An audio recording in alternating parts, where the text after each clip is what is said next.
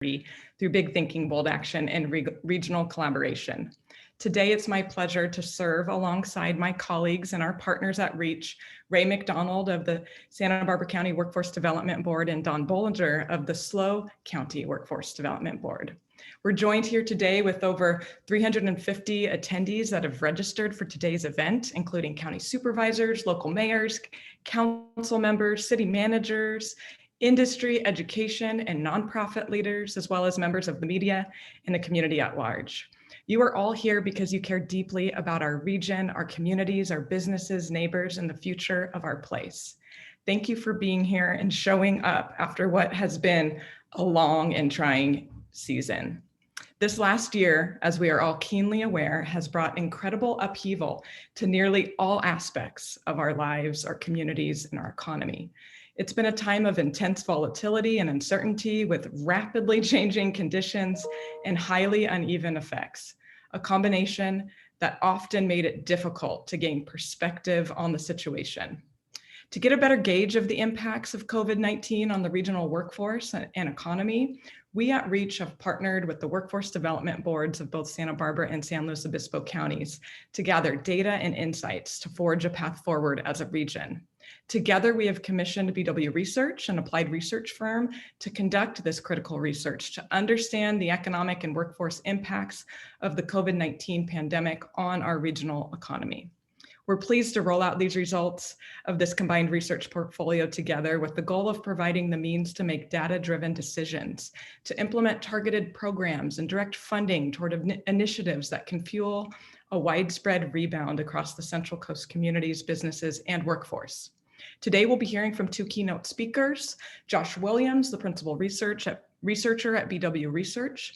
He'll be presenting an overview of the research and recommendations for a strong Central Coast economic recovery. We'll also hear from Bruce Katz, a longtime Brookings Institution inaugural Centennial Scholar, author, and founder of the New Localism Associates. As a leading voice on the emerging role of cities and metro areas as the world's problem solvers, Katz will be addressing leveraging American Rescue Act stimulus funding for collective impact. With the full two-county region in mind, we'll also hear from the chairs of both County Board of Supervisors, Lynn Compton in San Luis Obispo County and Bob Nelson in Santa Barbara County. We'd also like to just take a moment to thank and recognize our research funding partners, SLO County and the Santa Barbara Foundation, as well as the board members who serve on our boards of the SLO Workforce Development Board, Santa Barbara County Workforce Development Board, and REACH. Without the investment of money and time by these organizations, we wouldn't be able to be here with you today to bring this critical research, so thank you.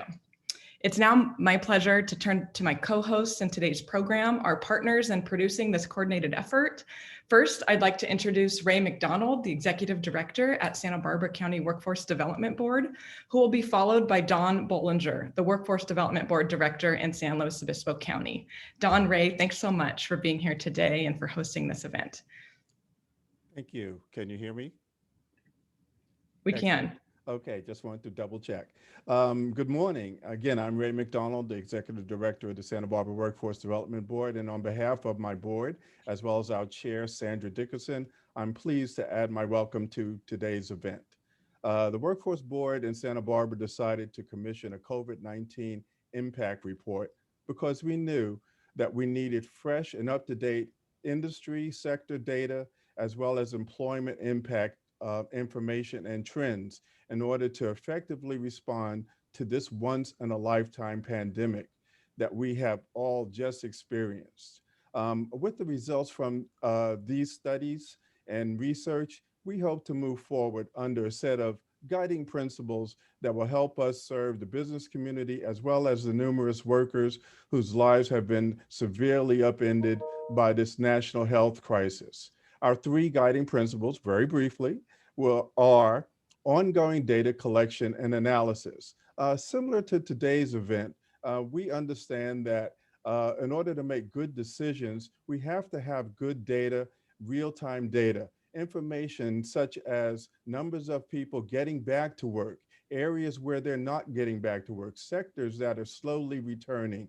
Those sort of data sets we really need to have, and we feel that those are important. And so that's one of our guiding principles. Our second one is advocacy.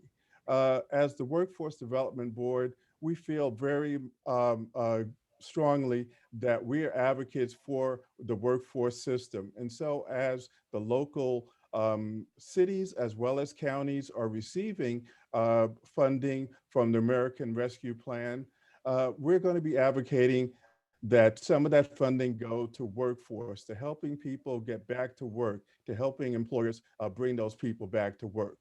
Last but not least, in our three guiding principles is collaboration. We are very, very concerned about duplication of effort, the inability of folks to actually get services. And so that means things like resource mapping, making sure that no area of our county as well as our region is left out of getting the services that are needed. We also feel that people working together and collaborating bring forward a community of practice that allows us to help each other. And so we'll be advocating for that also and hoping to work together with our partners throughout the county as well as throughout the region.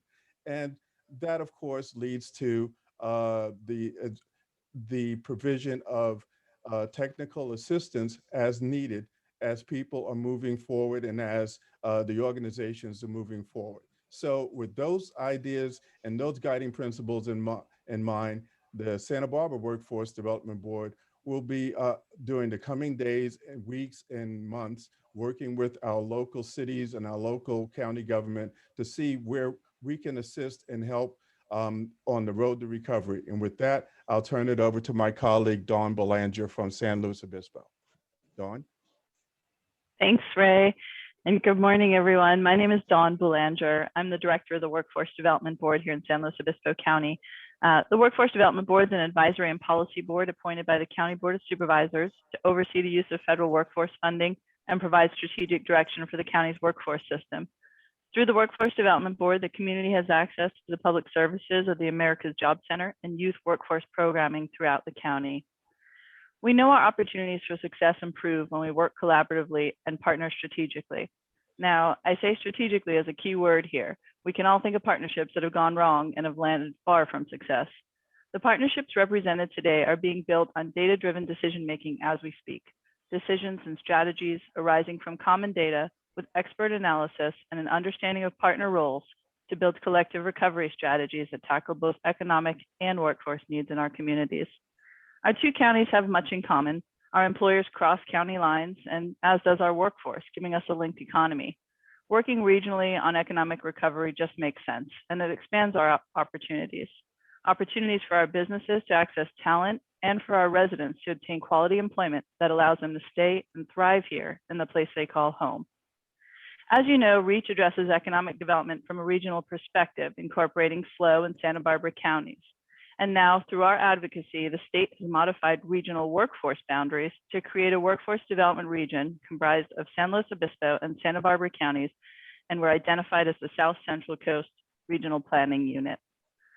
The intersection of workforce and economic development, well, one just cannot exist without the other. Our businesses need a skilled workforce to reach their full potential, and our community members deserve access to training that's necessary to land quality jobs that pay high average earnings.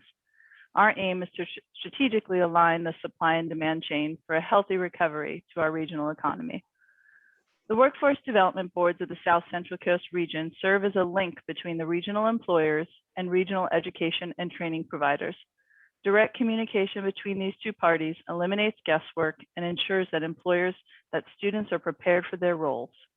Implementing regional workforce strategies aligned with the economic development efforts of REACH will accelerate our road to recovery by leveraging resources and expertise, working in tandem, and eliminating duplication of efforts to allow our economic and workforce systems to provide their greatest impact as we travel the road ahead.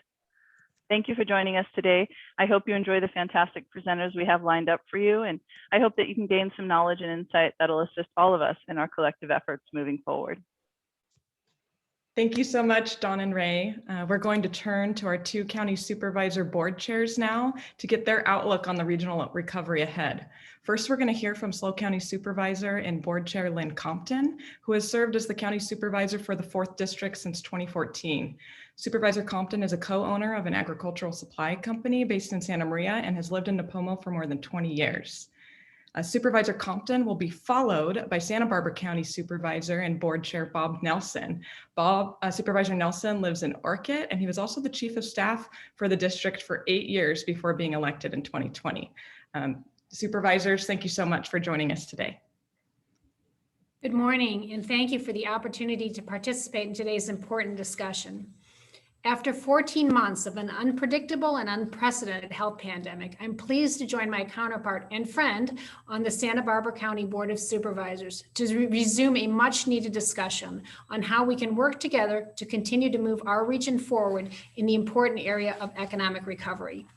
I'm especially concerned about the challenges we face here in San Luis Obispo County with the many disruptions and changes to the backbone of our economy that involve several of our key businesses.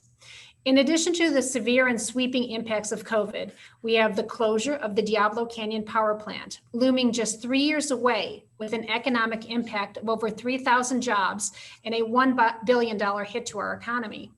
The closure of Phillips 66, an oil refinery in my district that provides over 100 high-paying jobs to our local residents. The closure of the off-road vehicles riding area at the Oceano Dunes, a major tourism driver in San Luis Obispo County, which generates roughly $243 million a year in revenue. All of these economic hardships will have a major impact on our economic future, and that's why we at San Luis Obispo County are prioritizing economic development in the following ways. We're actively working with REACH as a key economic development partner. We're sponsoring this research that brings key information and data to the surface to help us target scarce resources to really help our county and our residents in ways that will make the biggest impact, rather than employing a scattershot approach in an attempt to formulate a solution. We're partnering with REACH on an MOU for Diablo Canyon that is evaluating future reuse possibilities. We're exploring new opportunities for desal, renewable energy, and research to Parcel P to generate new jobs and maintain San Luis Obispo County's position in the energy generation business. We're supporting the REACH 2030 plan to diversify our economy and bring more head of household jobs to our area, and to help transition our workforce into future high-paying jobs and careers. We have made economic development a priority at our county. It's a top budget priority for San Luis Obispo County and our Board of Supervisors. We have funding available through SB 1090 that is designated to mitigate the economic impact of the Diablo Canyon closure. We've invested funding in our research work with REACH, as well as partnership in workforce training and upskilling to create a novel aviation training program, as well as to support apprenticeship programs in partnership with San Luis Obispo County partners, such as ACI Jet and Cuesta College. We have approximately $55 million in ARPA funding. Our board discussions will be centered on the best way to assist our constituents with this one-time money in the upcoming weeks, and the conversation today is very important to help ensure we are investing in our future and that of all of our constituents. While we have many challenges ahead, we have a lot of exceptional things going for us here on the Central Coast, and I look forward to partnering with REACH, the Workforce Development Boards, and Santa Barbara County in the days ahead to ensure that the Central Coast is the place where people can afford to live, advance their careers, and raise their families. After all, we all want to continue to be known as the happiest place of America and continue to be in the top 5 places to live in America. So thank you for having me today. I'm really excited to watch this as it all folds out, and I appreciate you giving me the opportunity to speak today. All right, thank you for having me. Lynn, you need to stop telling people that this is a great place to live. I mean, there's enough of them coming. We need to slow it down a little bit. So again, Bob Nelson, Chairman of the Board of Supervisors for Santa Barbara County. It is my pleasure to join you all here today. It was interesting hearing Lynn speak. Well, it's always difficult to follow her, but it was good to hear her speak, in part because, you know, the 3 of the largest challenges that she had mentioned in her county, Diablo, Phillips 66, and the Osceola and Dunes, those are all economic drivers that actually impact my constituents as well. You know, a lot of people don't realize that the Santa Maria River Bridge is the dividing line between these two communities jurisdictionally, but there really is no dividing line when it comes to our communities and our economies. And so it's really important that we're here today. I do want to thank Ray McDonald from the our county's Workforce Board, as well as Melissa and Andrew from REACH for continuing to light the fire and push for economic development in our county, or in our counties, if let me make sure I get that right. So my message for you all today is that, of course, this last year has been difficult. It's unprecedented. I mean, that's the most overplayed word at this point, but it is appropriate.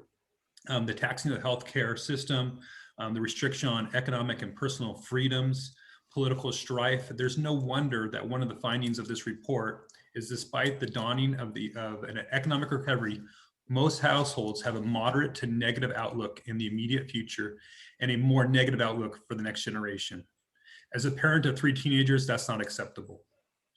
You know, this year has been difficult, but, you know, there has been some things that we are, you know, begin to evolution, if you will, of thought and of our economies. The Zoom economy is real. I think that's the reason why, despite you know, the challenges that we've had, we've seen, especially on the Central Coast, our real estate prices go through the roof. I think we've now returned to prices pre-dip in 2008. As we reimagine the workforce and our lifestyles, this is going to be a continued challenge for all of us in our economy and our service-based businesses, our brick and mortars, as we all find ways to support them.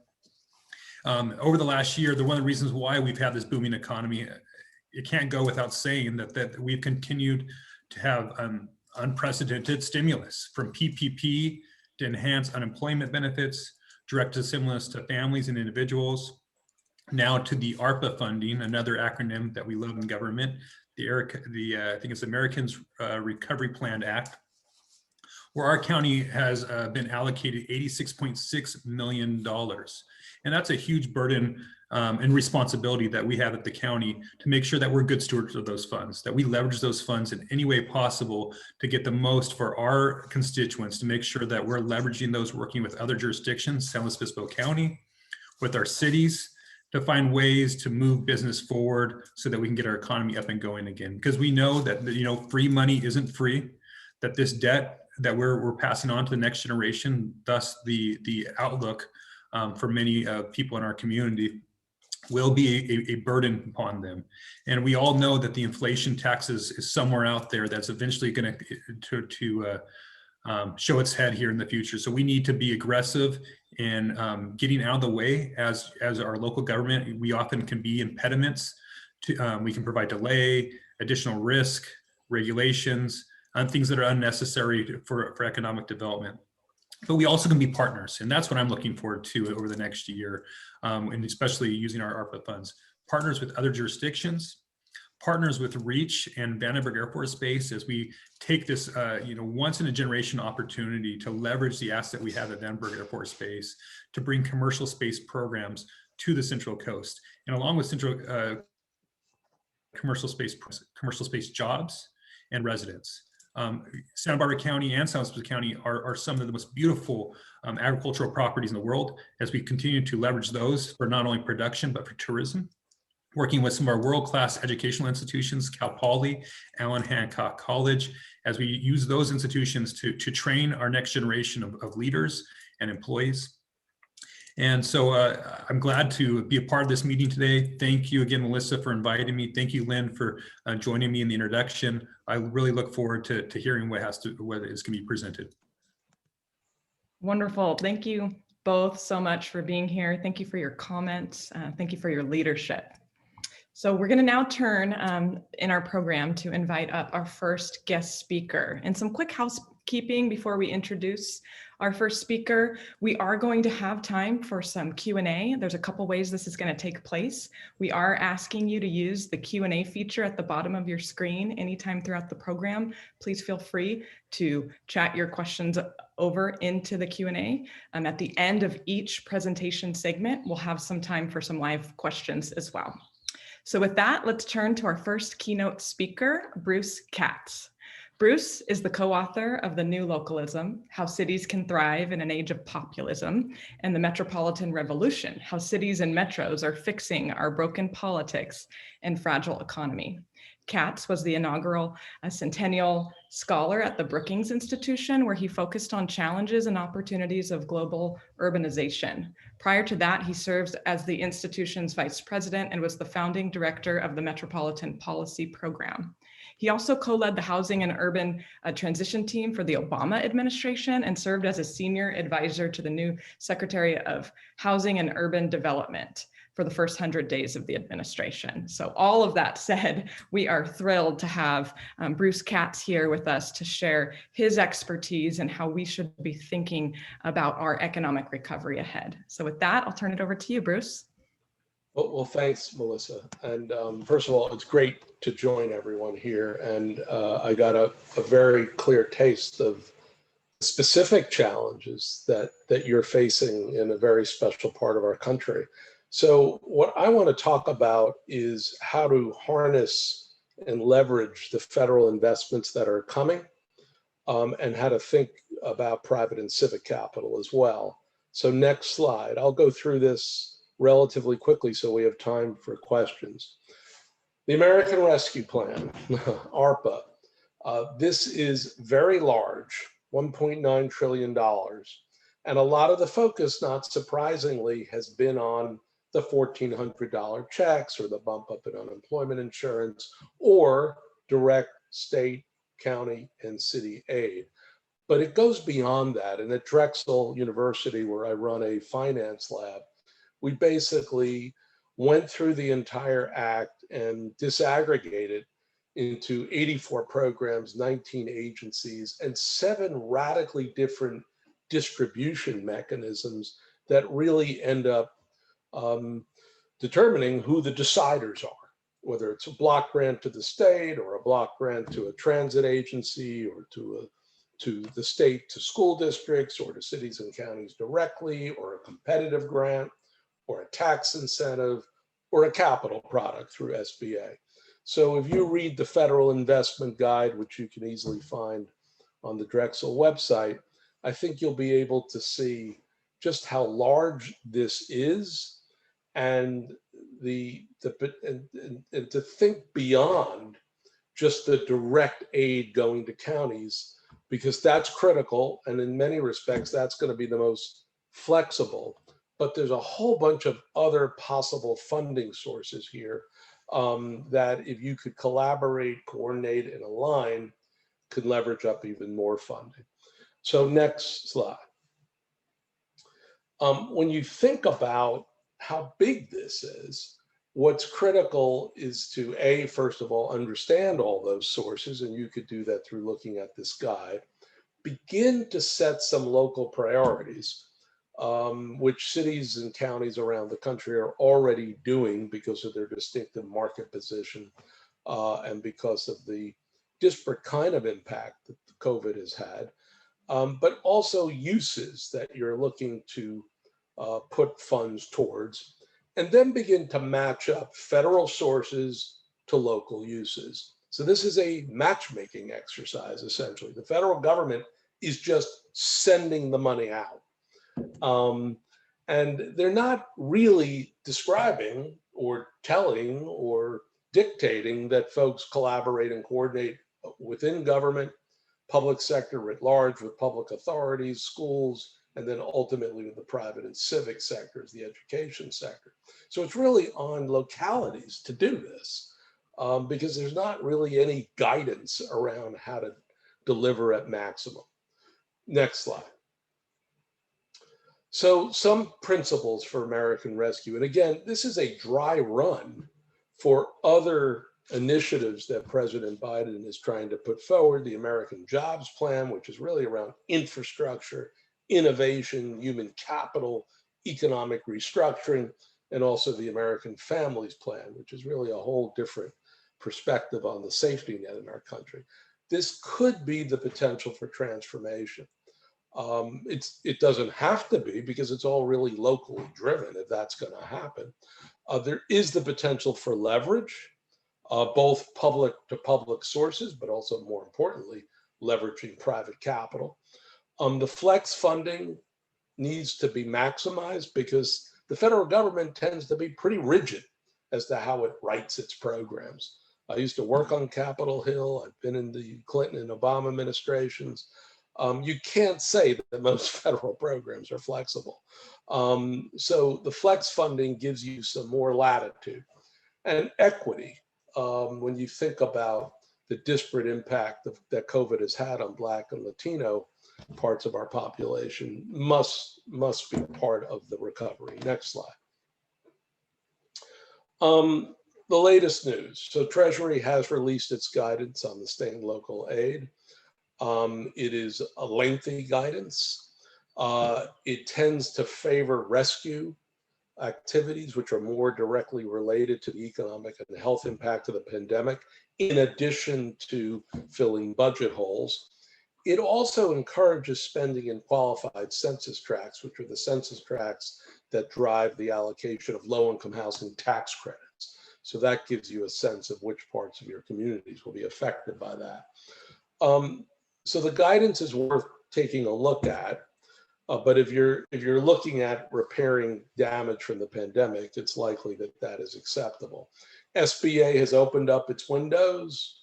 PPP will run through the end of the month, if anything is left. Restaurant grants, shuttered venue grants, basically rescue capital is going to run out of the federal government. That was the CARES Act funding, did so much to sort of keep businesses afloat, but we're not going to see that continue, frankly. And so for the counties on the call and municipalities, you may actually have small businesses coming to you when this funding runs out and say, you know, we need to go back to some locally driven grant investments. And the thinking beyond city and county hall to this panoply of other funding and how to harness it and leverage it is what I'll talk about. Next slide. Deadlines. There's lots of deadlines in this act. Some have already passed because of the tax filing that we all had to do on May 17th. We will share this deck. And again, you can download the investment guide. Bottom line, this is not money all flowing at the same time. It is staged, it is sequenced, it has different kinds of rhythms to it and different kinds of lengths of period for which funding has to be obligated or expended. So as everything with the federal government, devil in the details, right? But when you take a look at this slide, but also the investment guide, you'll get a sense of what do you need to do now versus what you can sort of think about further on in the year. Next slide. I'll go back one. So thanks, Mary. So the small business recovery challenge. I mean, this pandemic, unlike 09, which was really a foreclosure crisis, this recession that we've experienced, this contraction we've experienced, is small business led. And we think about recovery in small businesses really in three sort of layers. First is the rescue challenge. This is the finger in the dike kind of efforts that basically were mostly enacted last year, some this year with restaurants and so forth. But this is keep the businesses alive. Then we're going to cycle into a growth challenge, because as we come out of this pandemic, there is going to be a burst of activity and businesses are going to need working capital because many of their assets have been depleted or credit has been ruined. We don't really have a product around that coming out of the federal government. That's going to have to revert back to pre-COVID kind of bank investments and so forth, equity investments and so forth. And then finally, we have this inclusion challenge, which is that Black and Latino businesses have been disproportionately affected by this because they tended pre-COVID to be small, undercapitalized, in some cases underbanked. They did not access initially the PPP or other SBA products. So if many are still hanging on, to tell you the truth. But we're going to need to think particularly carefully about those small businesses because they need more financial navigation. The community development finance institutions, other entrepreneurial support groups, those will be bulked up. State Small Business Credit Initiative, $10 billion. It'll leverage anywhere from 80 to 100 billion. That's coming later in the year. That's something to think about, particularly around your startup and entrepreneurial communities. Next slide. This is what I meant by sources and uses. So if you take a look on the left side of all these different sources, all these different distribution mechanisms, distribution channels through which the 1.9 trillion is flowing, then you get to uses. If we're going to get small businesses back on track, we're going to need to think about the ecosystem of entrepreneurial support, the right kind of capital, supplier diversity from eds and meds and corporations and utilities and the government, particularly the government spending a lot of money right now. The question is whether it can buy local, particularly when we get to infrastructure spending. Keep that funding local, help grow small businesses. Commercial corridors, downtowns have been hurt, town centers, areas around anchors like universities and hospitals, neighborhood business districts, and then region serving corridors have been really hurt hard. Some of those will come back fast, depending on consumer demand. But with e-commerce rising, with big box still in play, this is going to be a more painful recovery around corridors than we expect. And then sectors. Certain sectors were really at the front lines of impact. The childcare economy, the care economy writ large, hospitality, restaurants, other sectors made it through. But going forward, I think we're going to be seeing sort of new opportunities that we need to act with intentionality and purpose around. So sources and uses. Do you have a small business recovery plan? And can you maximize the federal resources to leverage private and civic capital? Next slide. So here's the bottom line about what we're experiencing. And again, the American Rescue Plan, $1.9 trillion, is a dry run for what might be coming later in the year. The federal government acts basically circa 1950, 1970. It's got an agency for just about everything, and it sends its money down in these silos. Department of X, Department of Y, Department of Z, Program A, Program B, Program C. It's the local level that actually has to make some sense of all this stuff, which is complicated, right? You've got to braid and blend different sources in the service of local priorities. So we've been calling for command centers or recovery centers where county government, municipal government, working closely with the banks, chambers, philanthropies, community foundations, workforce development system.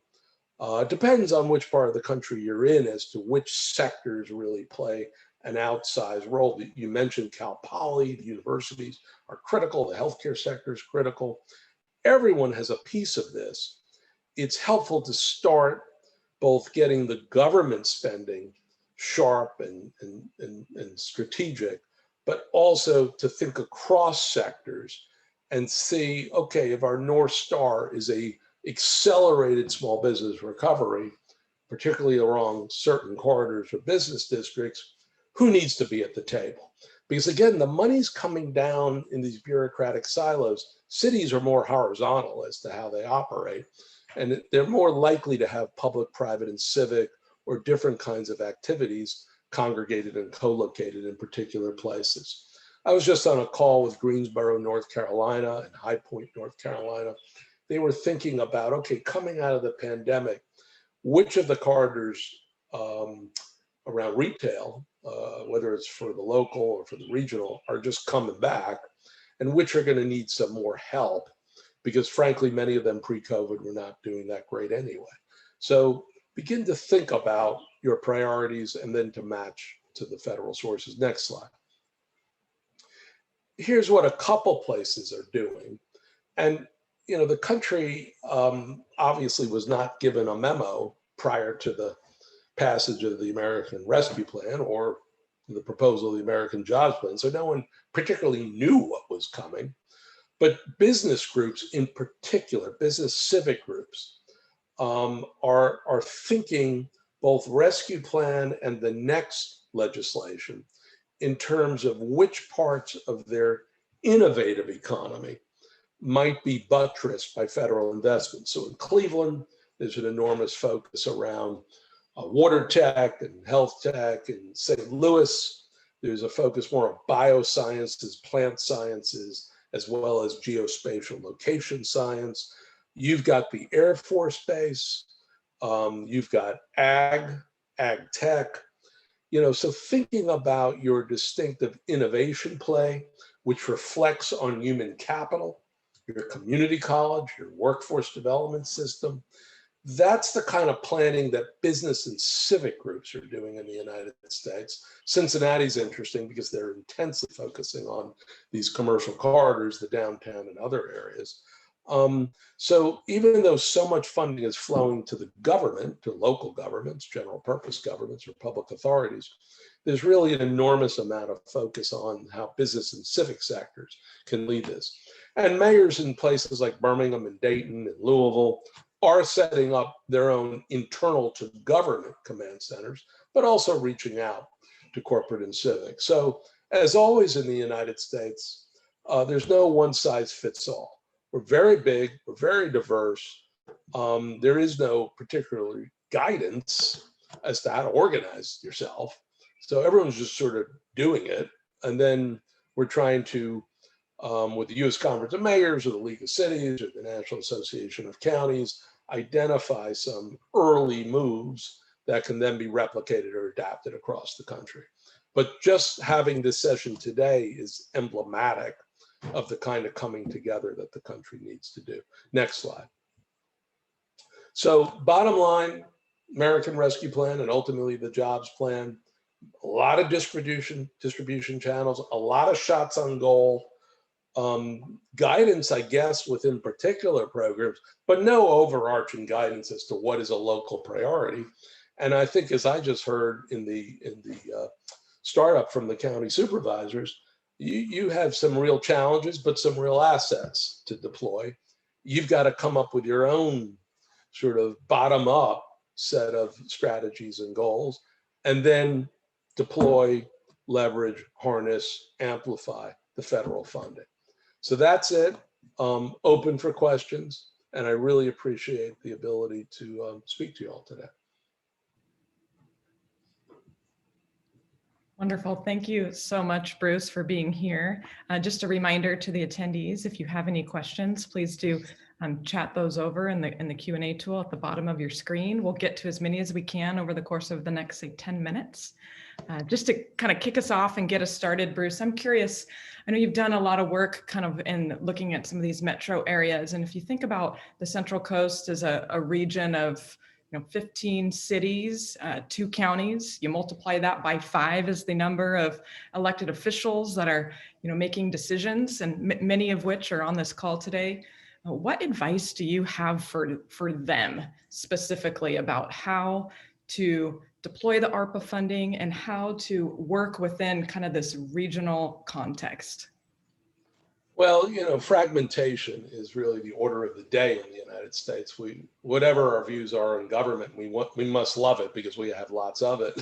So I would say that fragmentation is not an excuse. The metropolitan area is the real unit of the global economy. Labor markets, housing markets, all of this really exists in metropolitan space. And the reason why you're so competitive, frankly, is you're along the coast, but you also have a rich ag, resource, and you also have advanced industries coming off of Air Force and beyond. And you're not that far, frankly, from Los Angeles, so there can be some updrift from the LA market. So, from a global perspective and an investor perspective, metropolitan areas really are the units of the economy because you have so many different assets and areas to invest in. So collaborating to compete is the order of the day. That's how you're going to get a 2 + 2 = 5 effect. Easy to say, hard to do, but choose one thing. I mean, just one that basically cuts across all of your municipalities in the 2 counties. Could be small business, could be workforce. Collaborate on that. I mean, just put together a metropolitan plan that is actionable, concrete, specific, detailed, and then go after this federal funding and leverage it up with private and civic and align it with who you are. Because frankly, given your assets, a workforce program in your part of the woods is going to be quite different from, a Pittsburgh or the southeast of the country. I mean, you're special, right? You're distinctive. So find one thing to work on and just collaborate the hell out of it, and across sectors, within government and across sectors. And I do think that's the kind of, new way of operating that could then benefit you as you move into sort of the infrastructure phase, the counter-cyclical investments around infrastructure, innovation, and human capital. Great, fantastic, thank you. We have another question that has come in, and this one is about how could these funds actually trickle down to small businesses and entrepreneurs in our local cities? Well, that's a great question. I think so. The federal government, in its infinite wisdom, is sending money through lots of channels. It is sending an incredible amount of funding directly to school districts, right? School districts so that we can reopen faster, which could include an enormous amount of renovation. Well, they have to buy these goods and services somewhere, right?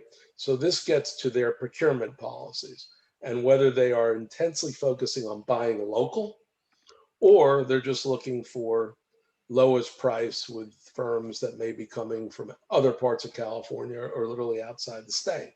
So, one thing that has happened during this entire effort is there's an enormous focus on how eds, meds, corps, utilities, and governments buy goods and services, because that's an enormous amount of demand for a local economy and for small business. And so in Philadelphia, where Drexel's located, we were able to get McKinsey to give us 2 months of pro bono support. We literally went through the spending of every single public authority in Philadelphia: transportation, the port, the airport, the water, sewer, just the general rebuild efforts within the city, the school district, and began to sort of tease out, okay, enormous amount of funding, billions, I mean, literally billions, a portion of which is contracted out. Do they have any consistent procurement efforts? No. Is it, transparent? No. Does anyone know what they're buying? No. So it's, you can begin to get some really big effect, even though school funding is not considered to be anything to do with small business. Actually, if you harness it, bend it, it could be a big demand for small business growth. So think about, the labeling that the federal government has. Anytime they say this is about small business, just assume there's like 7 other programs which are about small business. They're just not called small business. So you have to get under the hood of all this and begin to think through the reverberating effects. I hope that's responsive.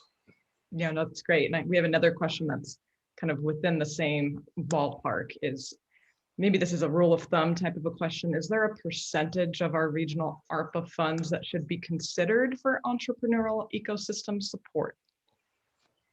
Well, that's a really good question. I think there are definitely designated programs for entrepreneurial, and entrepreneurial support runs the gamut, right? It runs from Main Street businesses to tech-enabled entrepreneurs to deep tech efforts that are probably serving some of your advanced industries. So it runs the full gamut. The state small business credit initiative is really intended more on the deep tech or tech-enabled side of the equation.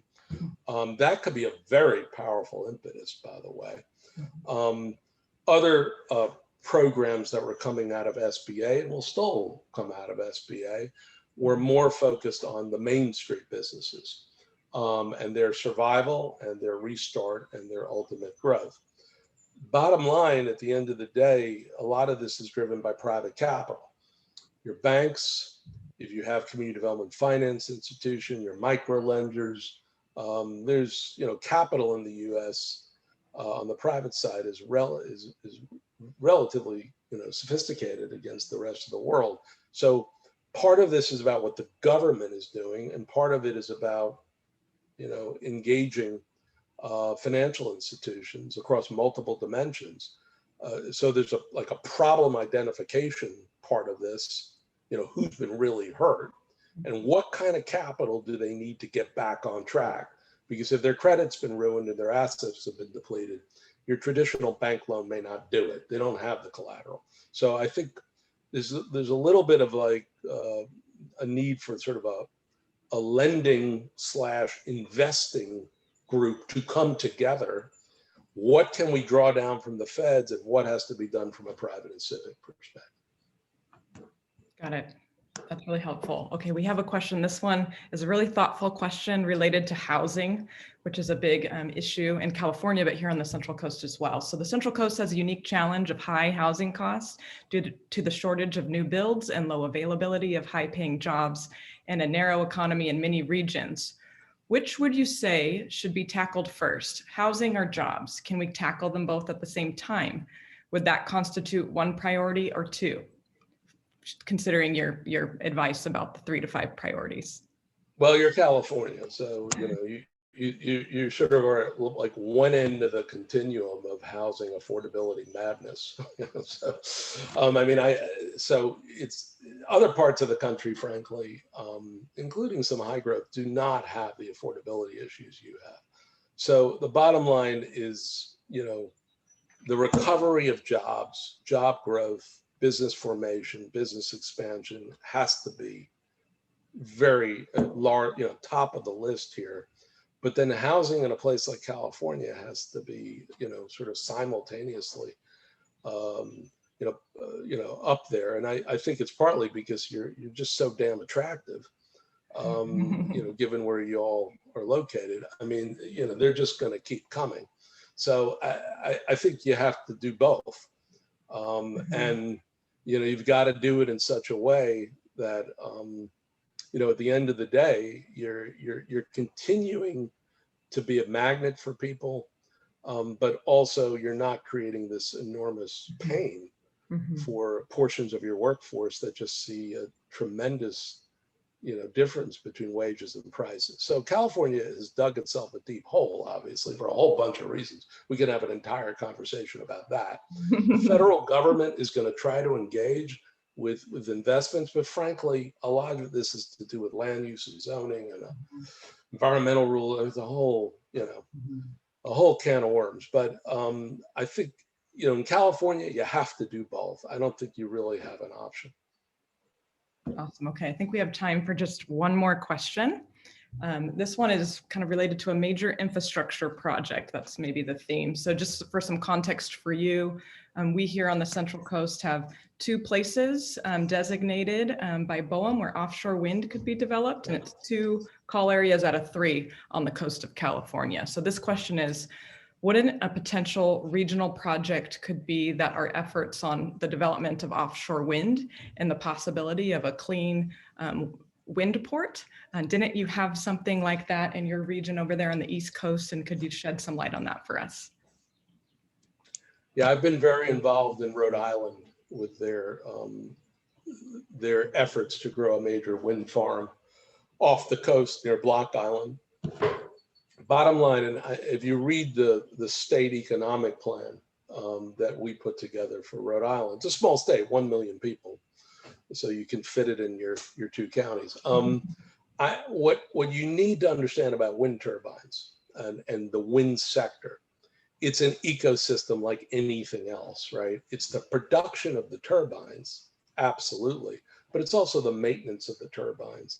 It's also around workforce training to get people to maintain these, the turbines. It's about placement. I mean, these are large scale efforts that have mostly been driven, first in places like Denmark and Germany and Spain. And so bottom line is, think beneath the clean energy, right? That's just the first impact. The impact is the whole supply chain and the whole sort of jobs chain here. And this is where your workforce system can come into place.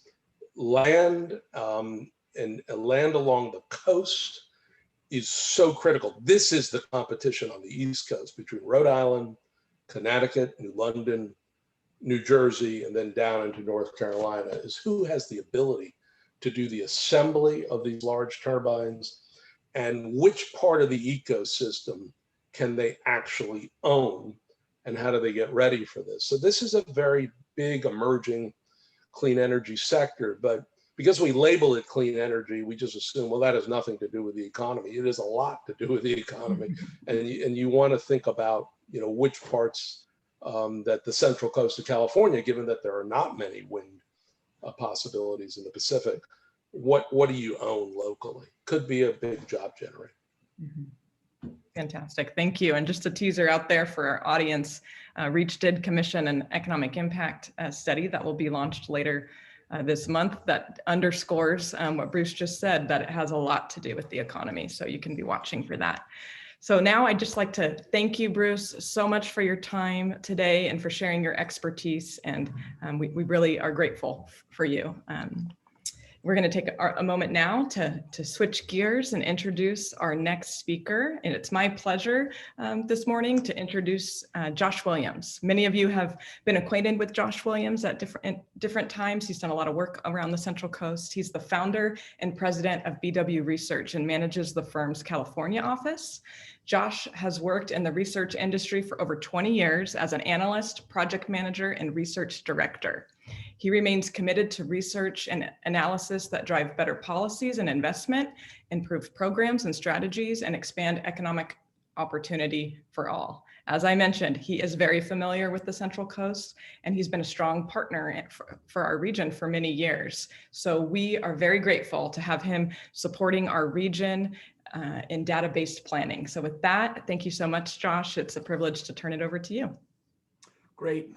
Thanks, Melissa. It's great to be here. I'm looking forward to when I can actually come back up to the Central Coast and see everybody in person, but this is a good, secondary choice. So with that, I'm going to jump right into the PowerPoint. Everybody can see that. Okay.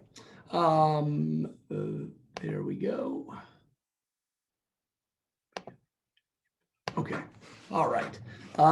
Okay. So as Melissa said, I'm excited to be here. Thank you for the opportunity. I want to do a few things today. I want to, really show you how the pandemic and how the last 14 months have really impacted the Central Coast economy. I want to talk a little about who it's impacted. This has not been a kind of a crisis that has impacted everyone evenly. And so what does that mean? Thirdly, I really want to talk about what are some of the things the Central Coast should think about as they think about some of those priorities that Bruce really talked about. How do we rebuild and recover the economy? And then I think, lastly, I want us to recognize we're still learning. What are the questions we need to still be asking? What are the questions as a researcher I'm still asking? And as we continue to learn about kind of how the economy will recover and evolve from this pretty significant event. So with that, let's look at, we can see, through January and even February of 2021, business revenues in both California and the Central Coast were, almost a third lower than they were in March of 2020. We're starting to see that recovery in some early March data. You can see that the Central Coast actually is a little bit lower, about 2 percentage points lower in terms of kind of business revenue than the state in terms of decline. One of the things, though, that I think is really important is, so we do see a general decline, but it really matters in which industry you're in. In some of our higher earning industries, we saw kind of a minor recession. We saw a drop in employment from February of 2020 to February of 2021. to anywhere from 2 to 6%. So ICT is information communication technologies. FIRE stands for finance, insurance, and real estate. Public services, biotechnology, data is defense, aerospace, transportation, manufacturing. Those all kind of, over the last month have seen kind of a minor recession with the decline of employment anywhere from 2 to 6%. As you can see, in some of our middle earning industries, the impacts are greater. In healthcare, in education, in building and design, so you saw a decline in employment anywhere from 8%, to about 15% in terms of employment, in terms of 1 year, which is more significant. And then lastly, some of the larger and lower wage industries in the Central Coast, tourism and hospitality and recreation saw a decline of over 50% in that period. Other services like salons and spas and dry cleaning, those saw a decline of 20%. Retail saw a decline of over 10%. These are significant declines. And it also isn't surprising then, or I should say, while this has really occurred over, that February 2020 to February 2021, we are starting to see some recovery. And you can see the job postings for leisure and hospitality, particularly, have really increased since March of 2021. And so we're starting to see a real actual shortage of people that are able to find restaurant workers in the Central Coast. And so job postings are really starting to come back, and we expect that employment will continue to recover. We really see kind of March, April as kind of the inflection point in terms of kind of a strong recovery in the Central Coast. One of the other good signs that we're kind of excited to see is we're seeing entrepreneurialism is really starting to come back. We're seeing both the number of deals, and the total amount of venture capital raised in 2020 has increased. And so that's a good sign for the community. We expect there to be a lot of kind of churn and change in terms of business births and business, and hopefully in terms of some of the smaller scale businesses that are expanding as well. So we do expect there to be considerable change in kind of the new business community in the Central Coast. One of the challenges that the Central Coast has had for the last 10 years is job quality. We tend to split jobs into kind of 3 tiers. Tier 1 are your higher paying professional positions that have an average earnings of about $90,000 a year. Tier 2 are typically middle wage positions, average earnings about $45,000 to $50,000. And tier 3 tend to be your lower wage, lower skill positions that have an average earning about $27,000 to $30,000 a year. And you can see, and it's important to note, this data really reflects before the pandemic. So this is really January, February of 2020, and over 50% of our jobs in the Central Coast were these tier 3. And that's particularly challenging given that the Central Coast does have a higher cost of living, whether we're talking about housing or even some of the other kind of commodities and costs tend to be higher than the state, and certainly higher than the national average. However, and this is both a good thing and a bad thing. The good thing is that your higher paying jobs that the Central Coast have seen a very small decline over the from kind of February 2020 to February 2021. They've seen a relatively small decline. 2/3 of the declines, though, have been in tier 3. And the reason that's good is because higher tier 1 jobs tend to have higher employment multipliers. They have a higher impact on the economy. The bad news is, though, the people that are least able to afford a loss of employment and least able to afford to continue to live in the Central Coast were more likely to have lost their jobs. Again, getting back to not everybody was impacted evenly. There were real differences in terms of what we saw in terms of the experience from the pandemic. Let's look a little bit at how it impacted, Central Coast households, and we've already kind of started to look at that. As we talk about this impact, we can look at jobs. So we were looking at it by kind of job quality. We can also look at it just by income. So our lowest quartile jobs that, these are jobs that have an annual salary of $27,000 or less. They've declined 24% between March of 2020 and December. And we're starting to see this come back, but that's the real decline. Actually, your highest paying jobs that have an earnings over $60,000 a year, they're actually like a percentage point or 2 below their March or actually their January 2020 numbers. So we could see a real disparity in terms of how high of paying the job was and its impact throughout the pandemic. The other thing that we're really seeing, and this is we think driven by lots of different things, but the labor force participation rate has declined considerably. Now we see it throughout California, but it's particularly it's a considerable drop in the Central Coast. And we think this is because of childcare. We think this is because of some of the costs, some of the challenges associated with kind of job mobility.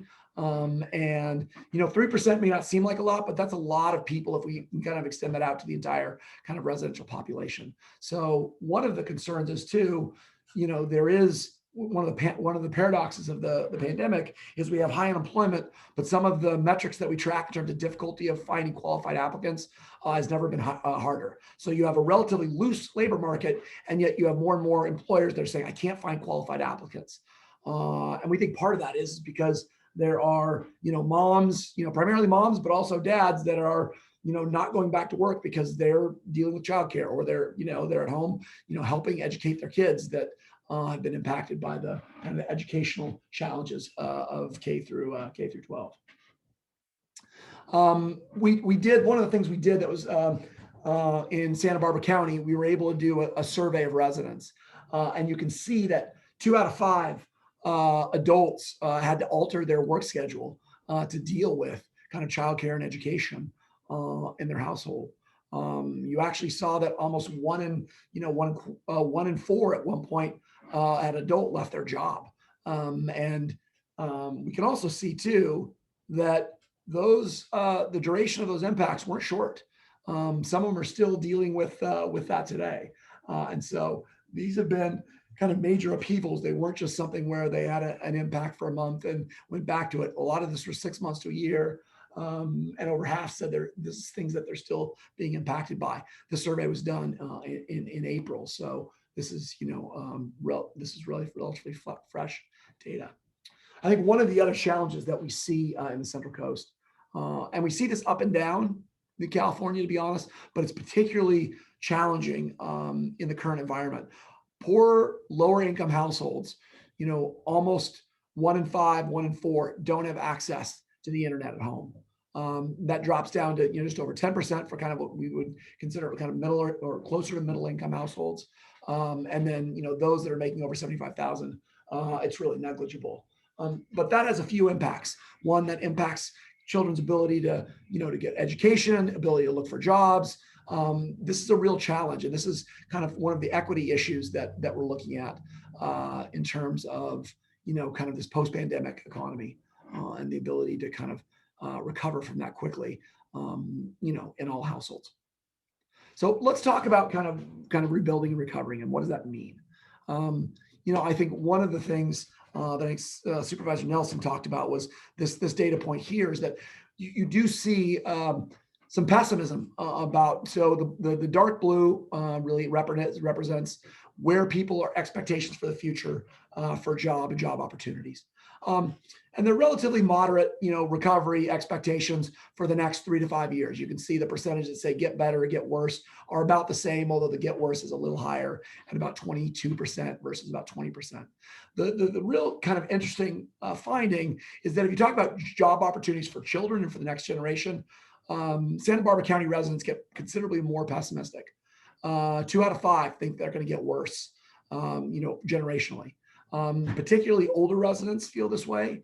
And I think this is something, given kind of the volatility of the economy and some of the changes, that we need to think about. And I think the focus on providing information and looking at kind of changes and evolutions in the labor market is important to hopefully people give information that there is growing opportunities for employment, and the economy will change. It's not just going to continue to shrink in terms of employment opportunities. So some of the key challenges facing the Central Coast that are really important. I mean, obviously we talked about these kind of uneven economic impacts. There's been significant challenges to the working poor, while there have been, really small or little to no impacts on kind of both wealthier residents and some of the higher paying industries. Again, it's hard to look at the Central Coast without talking about the challenges related to housing. And I think more and more we're seeing childcare being another kind of real challenge that's not unique to the Central Coast, but is maybe more important and having a larger impact than other parts of California or the West Coast. There's also a high proportion of Central Coast businesses that are small businesses, and I think as the previous speaker, as Mr. Katz talked about, was small businesses have been particularly impacted in this pandemic, and really, looking at how we reopen and recover some of these small businesses will be an important challenge as we look to recover in the economy. Some of the areas where we think there's real kind of potential solutions, the initial indicators around entrepreneurialism and some business expansion are good, and we need to look and see where those exist in certain sectors. And then, looking at kind of infrastructure related to transportation, water, bandwidth, healthcare. These are all things that are important and also provide opportunity. The bandwidth, particularly, to really strengthen maybe remote work and new satellite offices that may be available as people really focus on quality of life and the opportunities of, say, maybe some bigger employers developing some satellite offices in the Central Coast. We think there's going to be opportunities to potentially convert unused or surplus office space into housing, which could be particularly valuable in the Central Coast, and really identifying and looking at specific industry strategies in aerospace and aviation, in some of these satellite technologies, and biotechnology and medical devices. All of these are opportunities to support innovation and economic development in the Central Coast, where the Central Coast has somewhat of a foothold, but it could potentially grow a lot. And you look to replace things like Diablo and some of these other challenges that the region is facing. I think one of the things that's really important that I leave you with is we've learned a lot, and we have a pretty good sense of what the economic impacts have been from the pandemic, but there's real questions about how we recover.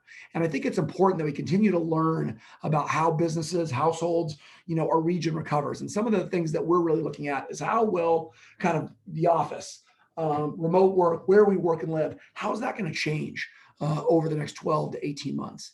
We know that we've seen, in terms of professional office positions, a 40% decline in some places in California in terms of people working in the office places declined by 40%. We know people are going to come back to work, but how much of that is going to come back to work? How will that change, the demand for office space? I do not think commercial office space is going to go away, but I do think it's going to change. We've already seen some commercial office spaces actually increasing. So you're going to see churn in that area, but you're also going to see opportunity in terms of more people potentially living further away from business headquarters, which could be, an opportunity for the Central Coast to see some satellite offices. We need to look at how in-demand skills and employment pathways are changing. And what does that mean for education and employment? Innovation entrepreneurs. We've already talked about some of the areas where we think there could be real growth opportunities for Central Coast. And there will be, I think, yes, tourism and hospitality have all been impacted very hard, but we know that it's going to come back, and we know there's pent-up demand. So how will it change? How will visitor services and the experiences that people are really craving, how will that change? How will that change the Central Coast? I think one that we didn't include in there will be interesting too, is how are small businesses change as more, shopping has moved online? How much will that recover? So these are some of the questions that we're asking and we're looking at in different metrics, but we think will have a significant impact on the Central Coast moving forward. So with that, I probably spoke too fast, but I tried to go slowly. I will turn it back over to Melissa. Wonderful. Thank you so much, Josh. And thank you for just all the research that you went through in rapid fire there. I do want to remind all of our attendees that we'd love to bring in your questions now. So please do chat those over in the Q&A feature at the bottom of your screen, and we'll get to as many as we can over the course of the next, say, 12 minutes or so. So maybe I'll start off by asking you the same question that I asked Bruce. As you think of the Central Coast region, the 15 cities, 2 counties, a lot of people trying to put energy and brain power towards recovery. If you were speaking to our local elected officials, what advice would you have for them in how they think about deploying ARPA funding related that would help enable some of the ideas that you've shared with us today. Yeah, I mean, I think one of the things I would say is there's an innovation community that can access kind of venture capital and can access funds, but there's also a large portion of small businesses that can't. So how do we help support some of those businesses, particularly around tourism and maybe agriculture and some of the kind of parts of the economy that don't really have access to kind of venture capital and funding? How do we support those as they look to the next evolution of tourism and visitor services and agriculture and agricultural technology? How do we support those small businesses? I think that'd be really valuable. I think another thing that we need to think about is Central Coast tends to be the land of small businesses. How do we support some of them so some of them are able to scale up to become middle to even a little bit larger? And I know there's space is always a premium, but I think there is opportunities to support some of the small businesses that want to grow to middle and maybe even larger businesses in the community. So I think that'd be valuable. I also think too, we need to continue to look at and see those parts of. We get good data on businesses. That's very up to date, right? We can see that on a monthly, quarterly basis, but we're not really understanding where economic distress is really impacting households. So I think we need to continue to kind of understand how we can support those parts of our, our communities that have been most impacted. And I think, lastly, we want to make sure that we're really focusing on people able to get back to work quickly that want to, whether that's by supporting childcare initiatives that will allow, moms and dads to, to go back to work, or whether it's helping, students that, don't have, online access and they can't access jobs because they don't have, they don't have household internet access. I think getting people back to work quickly, particularly those who want it, is important. So I know that's a lot of different priorities. So we should probably pick one or two, but I like all of those. That's great. Okay, we've got a question from someone from the audience, which is, what's the best resource for salary and benefit info for a specific industry and region? This person is seeking to be competitive in the recruitment and retention of top talent.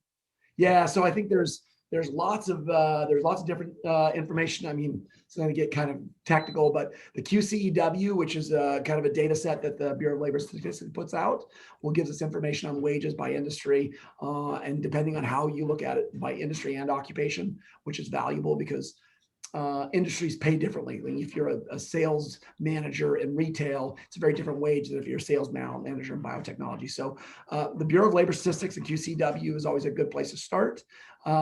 Georgetown does some really good labor market studies that gives you information by kind of different occupations and degree type. And then there's the California Employment Development Department is another really good resource for getting good kind of data on what wages look like. I will say there are some wage survey data that are specific to different industries. I know biotechnology does a pretty good one that comes out every 12 months. There's another good one that's in the finance industry. So, I would look at some of the industry specific, depending on what industry you're looking as well.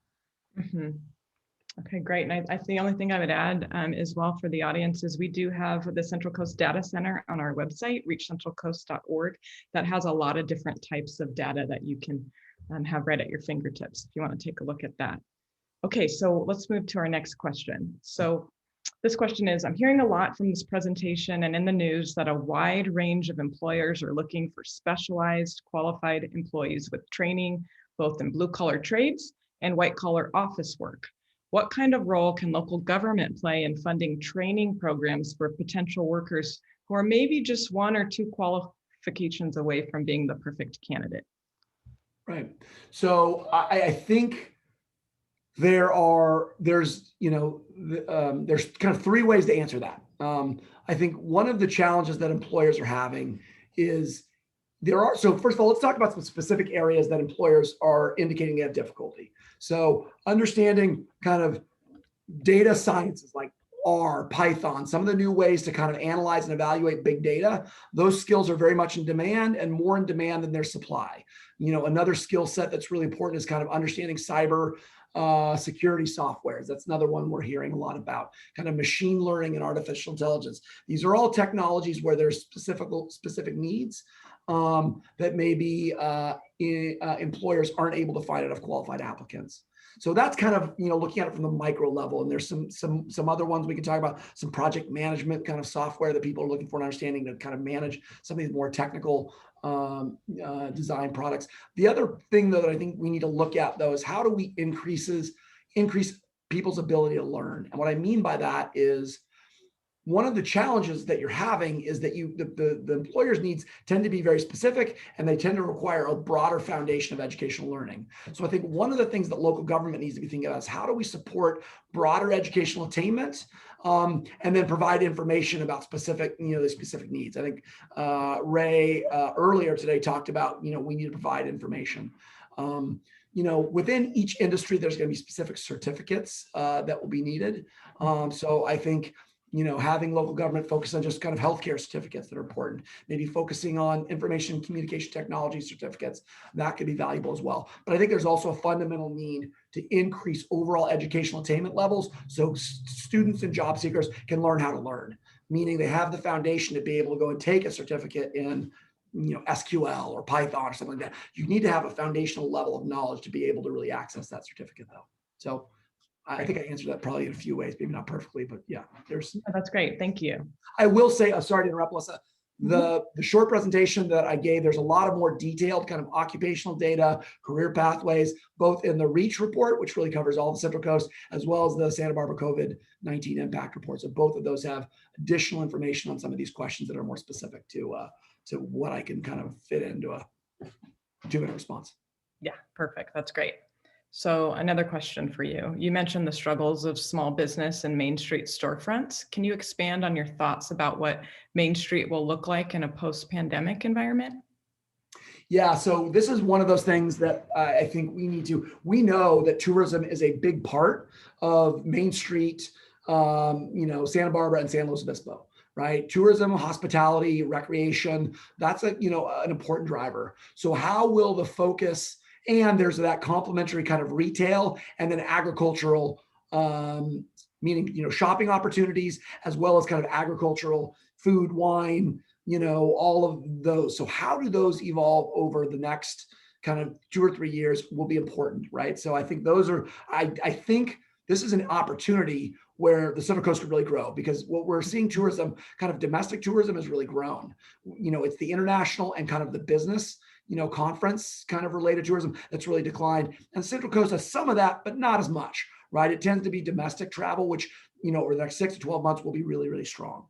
So the question becomes, build on your strengths, build on the agriculture, build on the, the tourism components. And I think visitor experiences are going to be important. And I know that's a kind of nebulous term, but I think opportunities to get people active and get them outdoors and with the weather, those things are going to grow.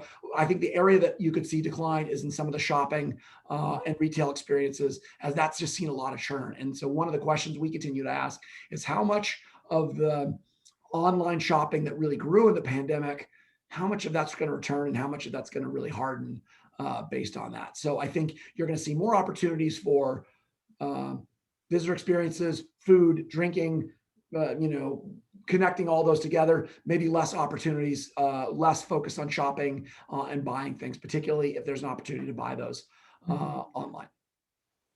Great. Okay, this one, I think it's kind of hitting the remote work trend. Do you happen to have any data about the increase in number of people relocating to the region in this past year? So we have anecdotal data, which, as a researcher, I can tell you isn't really data, it's really stories.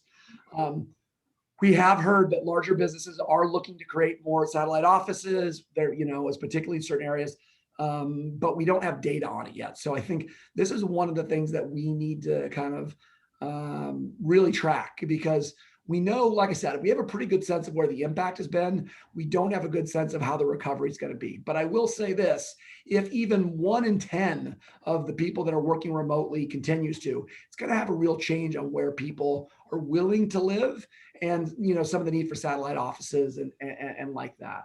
So I don't have good data on that at this point, but it's something that we're looking to. And so ask me again in 2 months and hopefully I'll have a better answer. Okay, excellent.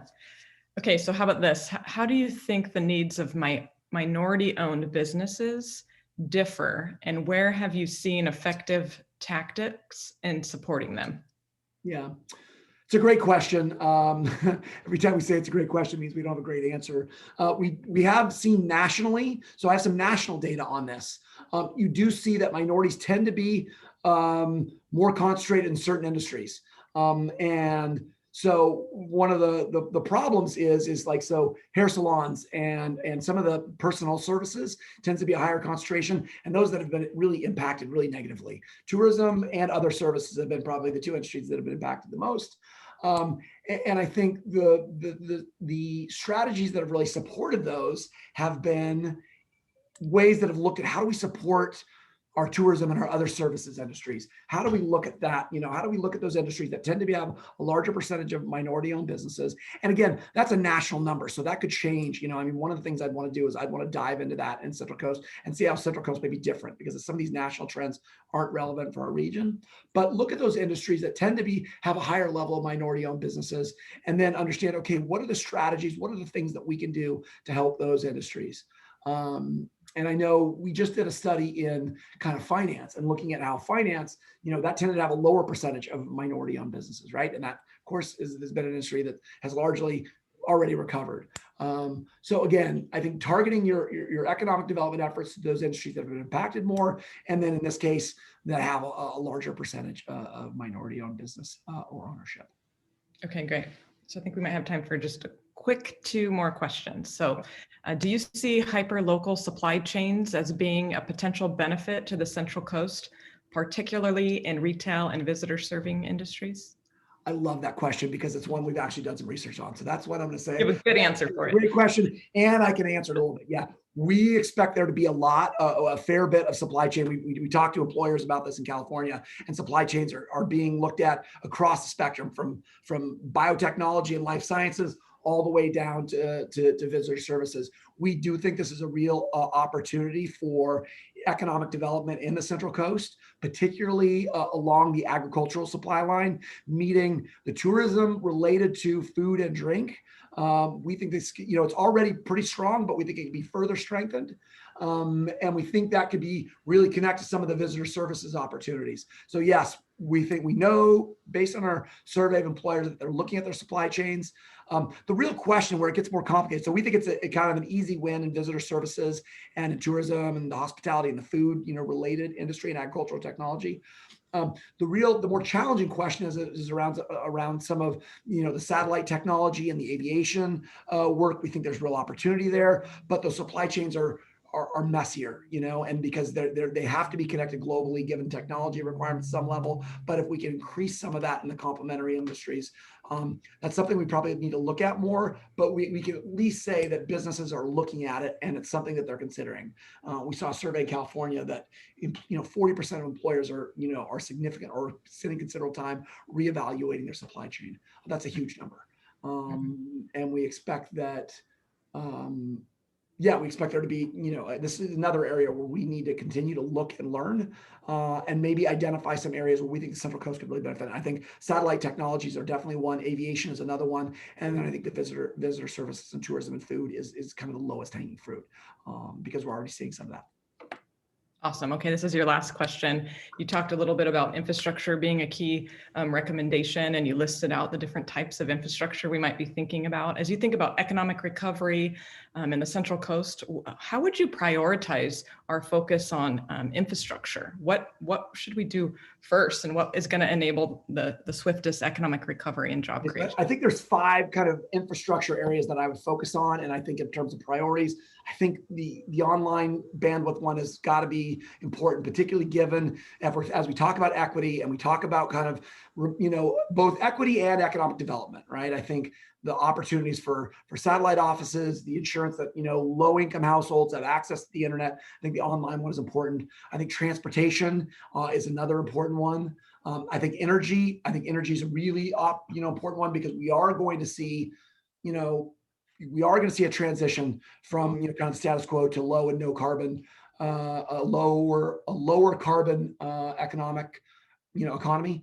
What does that look like in the Central Coast? What are the job opportunities? So online, energy, transportation. The other two are water and healthcare. Those are always, always important. And I think all five of those, there's an argument that they could all be, but I would say probably online and energy are probably, and transportation. We know how challenging. And here's the thing you're probably already seeing in the Central Coast. The one silver lining of COVID was, traffic jams were not as regular, and they're already returning. So I imagine transportation is going to become more important, and everybody will be talking about that over the next 2 to 3 months as summer tourism jumps into full gear. Anyway. Absolutely. Well, thank you, Josh. I think we are out of time and kind of need to wrap up here. So thank you for sharing your expertise with us. As we wrap up, I'd like to invite back the co-hosts of today's program, our partners in this important research, Ray McDonald and Dawn Bollinger. And as we kind of wrap up here, I think we've learned that together that the pressures of a changing world and a post-pandemic environment will require new thinking to grow our regional economy, ensure we have an economy that works better for all. More than just recovery, a transformation is needed to sustain a thriving, resilient Central Coast economy. And we all have a role to play. Higher education, economic development organizations, the public sector, private partners. Let's keep showing up to roll up our sleeves as partners to mastermind the future and to promote a more inclusive, equitable economic development practices that drive regional prosperity. So at this time, I'm thankful to be joined here by both Dawn and Ray to share some parting comments as we work together to build back better here on the Central Coast. So first Ray, and then followed by Dawn. Okay, thank you again. This has just been a great experience for me. That's number one. Again, having all of us together. Melissa and I've known each other, and Dawn and I, of course, work collaboratively together on a regular basis. And this has just been really good. But to kind of expand on that just a bit, what I think we have now is an opportunity as a result of the pandemic and as a result of the American Rescue Plan funding to introduce ourselves to each other. And by that, I mean local governments not knowing things that the workforce boards can do for them, the workforce boards and community-based organizations, and others working more collaboratively together. So I see this as a great opportunity for collaboration. And that's the immediate thing that I see us being able to do. And maybe that gets at the item that Josh was talking about when he said that maybe the number one thing to do is to help people get their jobs back. The second piece is that I think it's another opportunity for us to kind of build upon what we already have. REACH has the 2030 plan, and Santa Barbara and SLO have our regional plan for workforce development. But I think that we need to take that to the next level and start creating a regional recovery strategy. And that's a longer range plan that builds in a lot of the things that we're talking about and takes into account some of the industries that are going to be newly created that we don't even know about now, as well as some of the industries that are starting to fade away, and some of the difference and the new normal that's coming forward. So I think that we need to do some longer range planning, strategic thinking, and I think that there's going to be opportunities and maybe some resources for us to do that in the future. And so that's kind of a tease for the future there, that people may be seeing us, the three of us together, a lot more. And that's it for me. Unmute. Thanks, Ray and Melissa. I appreciate the opportunity today, and I've always experienced a great sense of collaboration here in my role as the Workforce Development Board Director, and I'm excited to really see that come to fruition here on this kind of problem-solving attempt here on our road to recovery. I think, as Ray said, we have an opportunity to take some of these strategies, take the next step, get an action plan in place. That combined with our relationships with our community colleges and K-12 education and our training providers in the county, I think can really support us in addressing the needs that our employers will have so they can stay here and so that they can expand and so that our community can get quality jobs, that they can be here and enjoy the place that they call home. So I'm excited to have this partnership. I do think it really is meaningful. We're looking at common data to derive our solutions, and I look forward to the input of others. I think there was some great input and suggestions as well as the questions that were presented today. So look forward to continuing to partner and making this a meaningful attempt as we get our Central Coast back on track. Wonderful. Thank you both. And a big thank you again to our research funding partners, the Santa Barbara Foundation and SLO County. And to each of you, thank you once again for joining us today. Watch for an email following this event with the portfolio of research from REACH, Santa Barbara Workforce Development Board, and the SLO County Workforce Development Boards, along with the recording of this link and the presentation. So thank you. Have a great rest of your week.